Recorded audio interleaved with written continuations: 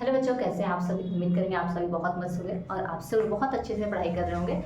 तो आप सभी लोगों के लिए ये आप सभी के 10 मिनट की जो क्लास होती है उसमें आप सभी के लिए इंपॉर्टेंट टॉपिक होती है। तो उस इंपॉर्टेंट टॉपिक की क्लास में आज जो है आप सभी के लिए क्या है, अणुभार व परमाणु भार, यानी कि परमाणु भार अगर आप सभी को आते होंगे तो आप सभी लोग क्या करेंगे, अणुभार भी निकाल लेंगे। ठीक है, तो आप सभी को हम एक शॉर्ट टिक के माध्यम से बता देंगे कि आप सभी लोग कैसे अणुभार निकाल पाएंगे। ठीक है, अगर आप सभी को परमाणु भार पता होगा। जैसे आप सभी से हम बात करें, क्या यहाँ मैंने कुछ एलिमेंट लिखा हुआ था ताकि आप सभी को कोई एलिमेंट भूल ना जाए, ताकि आपको निकालने में कोई दिक्कत हो। ठीक है, जैसे मैंने यहाँ लिया है क्या, hydrogen, carbon, nitrogen, oxygen, chlorine, sodium, magnesium, aluminium, phosphorus. इसके बाद ये आपका sulphur, chlorine, potassium, calcium, ferrous, उसके बाद कॉपर, जिंक और आपका Ag और ये रहा आपका आई। यानी कि कुछ एलिमेंट मैंने आप सभी को ले लिए हैं और इनको हम क्या करेंगे, आप सभी को बता देंगे परमाणु भार, और कुछ एग्जाम्पल के रूप में हम आप सभी को अणुभार भी निकाल के दे देंगे और कुछ एग्जाम्पल आप सभी को हम, ठीक है, पीडीएफ के रूप में टेलीग्राम जहाँ आप सभी को मिलता है पीडीएफ, वहाँ हम दे देंगे, वहाँ से आप सभी लोग प्रैक्टिस कर सकते हैं। ठीक है, तो एक बार जल्दी से आप सभी लोग बता दीजिएगा, सब कुछ एकदम आप सभी को क्लियर चल रहा है तो फिर हम तुरंत क्लास को कंटिन्यू करेंगे और फटाफट हम एक एक टॉपिक को कवर करेंगे। ठीक है, तो ये देखो आप सभी के लिए, यानी कि बोर्ड एग्जाम जो बच्चे भाई 2026 में देने वाले हैं उनके लिए ये बेसिक क्लास चल रही है, एकदम बेसिक, यानी कि आप सभी को हम सबसे पहले बेस तैयार करा रहे हैं। उसके बाद जो आपकी क्लास चल रही है प्रॉपरली वो तो चल ही रहेगी और चलती ही रहेगी। ठीक है, जैसे चल रही है। बाकी ये जो है आप सभी कुछ बेसिक चीजें हैं और मैं आप सभी को ये बेसिक चीजें रोज देती हूँ 10 मिनट में, ताकि आप सभी लोग 10 मिनट में अच्छे, कम समय में अच्छे टॉपिक तैयार कर पाए, और ये आप सभी की बेस होगी। ठीक है, तो ये देखो जैसे दिया है क्या, आपका कार्बन। देखो जब भी परमाणु भार को मान लो, ठीक है, क्या किया जाता है, यहाँ से मान लिया जाता है 2 गुना। ठीक है, 2 गुना से अधिक हो जाएगा, कम नहीं होगा। लेकिन अब इसमें जो हाइड्रोजन की बात होती है भाई, तो हाइड्रोजन आपका 2 गुना नहीं दिखाता है, बस यही हाइड्रोजन है जो आपका कितना, जितना इसका परमाणु क्रमांक होता है उतना इसका क्या होता है, परमाणु भार होता है। तो ये है आप सभी का क्या, हाइड्रोजन का परमाणु भार कितना होता है, 1 होता है। देखो कार्बन की कितनी होती है, कार्बन का परमाणु क्रमांक जो होता है वो 6 होता है और उसका परमाणु भार जो होगा, मैंने कहा दूना से लगभग कभी कभी अधिक हो जाता है। ठीक है, तो कितना होगा आप सभी का, ये 12 होगा। ठीक है, उसके बाद नाइट्रोजन का कितना होगा, तो ये 14 होगा। उसी प्रकार से ऑक्सीजन का परमाणु क्रमांक, ठीक है, 8 होता है, तो इसका कितना होगा, 16 होगा। ये देखो इसका कितना होता है, ठीक है, फ्लोरीन का आपका परमाणु क्रमांक जो होता है 9 होता है, लेकिन इसका क्या होगा, ये 19 होगा। ठीक है, इसके बाद सोडियम का 11 में, ठीक है, 11 गुना के 22 और एक आपका जुड़ जाता है 23 हो जाता है। उसके बाद Mg, यानी Mg का जो होता है 12 होता है, उसको जब हम क्या करते हैं, इसका गुना करते हैं तो आपका कितना होता है, 24 होता है। उसके बाद ये Al की बात करें हम, एल्युमिनियम का आपका 13 गुना के 26, लगभग ये 27 में लिख दिए जाते हैं। ठीक है, ये देखो आपको परमाणु क्रमांक 7 में लिख देते हैं ताकि आप सब लोग गुना करने तो जान सकेंगे। ठीक है, 7, ये रहा 8, ये रहा 9, ये रहा 11, ये रहा आपका 12 और ये रहा 13, ये रहा फास्फोरस का 15। ठीक है, अब ये फास्फोरस का 15 है, इसका कितना लिखा जाता है, इसके 2 गुना से लगभग आपका अधिक होता है, कितना, 0.5। ठीक है, तो ये आपका 15 गुना के 30 और ये 0.5 और 0.5 आपका जुड़ जाता है तो 1 हो जाता है। ठीक है, तो ये आपका बन जाता है इतना। ये उसके बाद सल्फर आपका कितना होता है, सल्फर का 16 होता है, इसका कितना होता है, 32 होता है। इसके बाद क्लोरीन का 17 होता है। ठीक है, क्लोरीन का 17 होता है, तो ये 17 गुना के 34, यानी कि इसका बनता है कितना, 35.5 बनता है। ठीक है, उसके बाद ये पोटेशियम आपका 19 लगता है, इसका 39 होता है।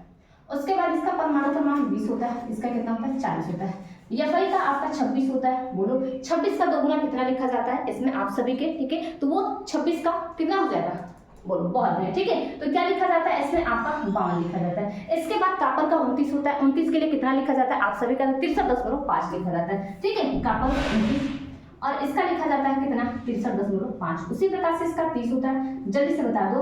और उसके बाद इसका और इसका जल्दी से, एकदम जल्दी से कमेंट बॉक्स में आप सब लोग कमेंट कर दो भाई, कितना होता है इसका, 65.3 होता है। एक का आपका 108 होता है, 127 होता है, बहुत बढ़िया। ठीक है, क्या होता है इसका, 65.3 होता है, इसका कितना होता है, 108 होता है, और इसका कितना होता है आप सभी का, ठीक है, तो 127 लिखे जाते हैं। अब बात बचती है आप सभी के क्या, ठीक है, कि इसके परमाणु क्रमांक की बात क्या होती है, इसके ये जो Ag दिया है उसके परमाणु क्रमांक और साथ ही साथ आपके आयोडीन के परमाणु क्रमांक। तो आयोडीन के तो आपके 53 होते हैं, कितने होते हैं, 53 होते हैं। लेकिन Ag की बात करें हम, Ag की बात करें तो Ag का कितना होता है, जल्दी से कमेंट बॉक्स में आप सभी लोग कमेंट करो, बहुत बढ़िया। ठीक है, कितना, तो 47 होता है। ये है आप सभी के क्या, ये परमाणु क्रमांक भी मैंने लिख दिया आपको, साथ ही साथ और आप सभी के लिए मैंने क्या किया है, ये परमाणु भार भी लिख दिया। अब ये परमाणु भार से आप कैसे अणुभार निकालेंगे, ये चीजें देखो आपको कॉन्फिडेंटली भाई याद होनी चाहिए, तभी आप क्या करोगे, अणुभार निकाल पाओगे। जैसे कि एग्जांपल हम ले लेते हैं क्या, CuSO4 का अणुभार निकालिए। ठीक है, क्या करिए तो अणुभार निकालिए। ठीक है, जब CuSO4 का अणुभार निकालोगे तो देखो Cu के लिए आप कितना रखोगे यहाँ से, Cu के लिए देखो 63.5 प्लस सल्फर का देखो ये 32, उसके बाद 4 ऑक्सीजन है, ऑक्सीजन के लिए आपका कितना होगा 16। ठीक है, ये कितना होगा आपका 63.5 प्लस ये 32 प्लस 16 छक्का 96। ठीक है, सॉरी 16 चौके 64 ना, ये रहा। उसके बाद इसको जोड़ दो आप सब लोग, तो ये कितना होगा आपका, तो 4 और 2 6, 6 3 9, ये 2.5 लगा देना। देखो 4 और 2 6 और 6 3 9, उसके बाद 6 3 9, उसके बाद ये 9 और 6 कितना होगा 15 होगा। ठीक है, यानी कि जो आपका CuSO4 का CuSO4 का अणुभार जो होगा वो कितना होगा आप सभी का, तो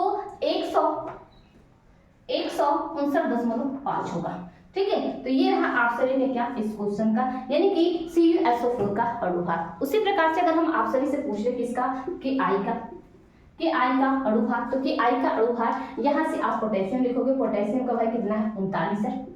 उसके बाद ये आयोडीन के लिए आपका कितना है तो 127 है। ठीक है, कितना है तो 127 है। जब इसको जोड़ोगे तो 7 और 9 कितना होगा, 16 को 6 हासिल 1, 3 2 5 और 1 6 और इसका रहा 1, यानी कि Ki का क्या होगा 166 होगा। और भी आप सब लोग निकालना चाहते हैं जैसे कि H2SO4 ले लो, क्या ले लो H2SO4 ले लो, या फिर आप सभी लोग क्या करो HCl को ले लो। ठीक है, तो इसमें देखो आप सभी लोग क्या करोगे, जब H2SO4 का निकालोगे तो H2SO4 का अणुभार क्या होगा, साथ ही साथ आप सभी लोग मुझे बता दो कि HCl के भी अणुभार क्या होंगे। जैसे कि आप सभी लोगों ने यहाँ 2 का मैंने आप सभी को निकाल के दिखाया है, उसी प्रकार से ये आपका क्या होगा H2SO4 का अगर आप निकालोगे। ठीक है, तो ये देखो आपको कितना होगा 2, यानी कि आप सीधा लिख सकते हैं 2, और ये आपका कितना होगा सल्फर का, देखो सल्फर का आपका टोटली 32 होगा। उसके बाद 4 ऑक्सीजन के लिए, देखो ऑक्सीजन एक ऑक्सीजन का 16, तो 4 ऑक्सीजन के लिए 16 चौके 64। ठीक है, कितना तो 64। इसके बाद ये रहा आपका कितना 4 और 2 6 और 2 8, ये आपका इतना हो गया 6 और 3 कितना हुआ 9। यानी कि जब आप सभी से कभी पूछा जाएगा क्या कि सल्फ्यूरिक अम्ल का यानी कि H2SO4 का जब आपका अणुभार होगा तो वो कितना होगा तो 98 होगा। ठीक है, उसके बाद ये HCl की बात करें, क्या करें HCl की बात करें, HCl के अणुभार की हम बात करें तो HCl के अणुभार कितने होंगे, आ जाओ निकालते हैं। ये देखो हाइड्रोजन का आपका कितना 1 होगा।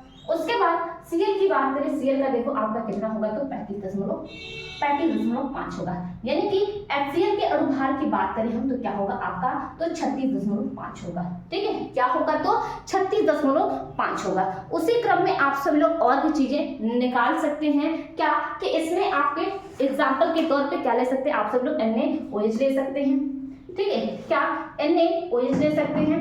ठीक है, उसके बाद आप सभी लोग क्या ले सकते हैं NaCl ले सकते हैं, यानी कि इसके भी आप सभी के क्या करने हैं अणुभार निकालने हैं। ठीक है, इसके भी क्या करने हैं अणुभार निकालने हैं। तो जब इसका अणुभार निकालोगे आप सभी लोग NaOH का और NaCl का तो कितना होगा, जल्दी से कमेंट बॉक्स में आप सभी लोग कमेंट करो और बता दो कि NaOH का अणुभार, साथ ही साथ आप सभी के NaCl के अणुभार। ठीक है, तो यहाँ देखो सोडियम का मैंने लिखा आप सभी के लिए कितना होगा, 1 सोडियम 23 लेगा।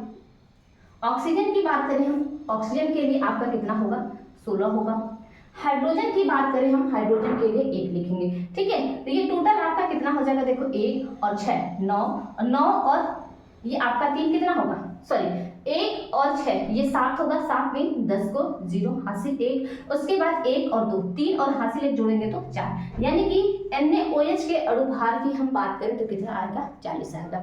उसी क्रम में हम क्या करेंगे NaCl के भी अणुभार निकालेंगे। क्या करेंगे NaCl के भी अणुभार, देखो Na के लिए 23 प्लस Cl के लिए आपका कितना, Cl के लिए मैंने लिखा है कितना 35.5।